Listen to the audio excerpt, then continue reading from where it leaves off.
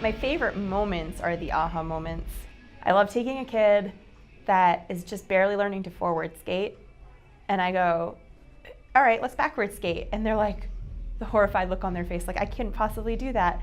And I do that because I know that it's easier than it sounds, and I know that if I just show them, they're gonna be so full of pride that they can do something that's considered a hard skill.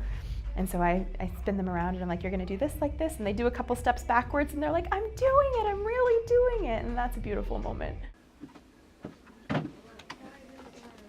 I have a vague memory of my first time skating because I was a lot younger. It was right around when the rink opened, 95, 96. It started as like my middle school friends from school, and some of us got more into it than others, and some didn't come as often or stopped coming. And then you make rink friends. So you have friends from all different area schools because you're bonding over roller skating.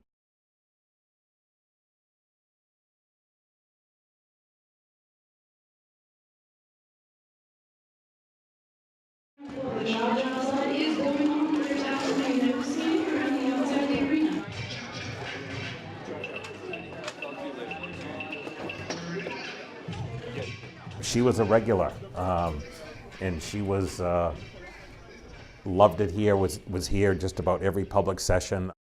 My dad was not sure about leaving me anywhere. This was the only place that I was ever allowed to be dropped off at. But that's because he would have a meeting with Tom. She's not allowed to do this and she's not allowed to do that, and you'll give me a report when I pick her up, and Tom would do that for my dad so that my dad would feel comfortable leaving me here. And the result was that I ended up growing up here. And I can remember one time I saw this UMO student getting her phone number or giving her his phone number, and I called her mom to let her know what was going on, because if that had been my daughter, I would have wanted someone to do that for me.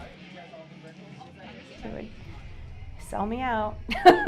And it used to make me so mad, and now I am the same way with these kids. Like, I have a little girl, her mother's a dental hygienist. She's not allowed to have dark soda, and I know that, and she always orders one, and I'm like, I'm gonna go out to that car and tell your mother, okay, I'll have a water. We have a really strong bond with the regulars, and then they eventually grow up to be our next fleet of employees, and then they create a strong bond with the next generation of regulars, and so it's always ongoing. It's almost like a second home for me. It is a second home. Like, it's just everything here at once. Like, this is the hangout place. Like, everything's here. When I went to Tom this year and we talked about the future of the rink, we decided that if we know that it's really going to happen, we need to make it happen on our terms and make it something beautiful. We can celebrate our 20th year and we can transition out gracefully and give the rink a really honorable goodbye. And I think if we stayed on, it would be just kind of chugging along, putting Band-Aids on top of problems, and that wouldn't be an honorable way to treat the rink. I feel like everybody just kind of figured it was coming sometime and just didn't know when.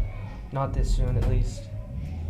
I remember a long time ago there was rumors about it, but then I forgot about it, and I was actually at a practice at school, and one of the people that work here was on the same practice, and he told me about it, and I just totally broke down crying because, like, I did not expect it.